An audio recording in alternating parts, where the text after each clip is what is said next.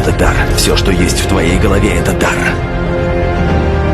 Ты размышляешь не так, как другие. Ты непредсказуемый.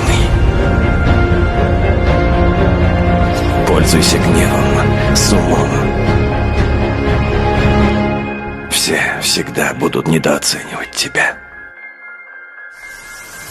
Заставь их поплатиться за это.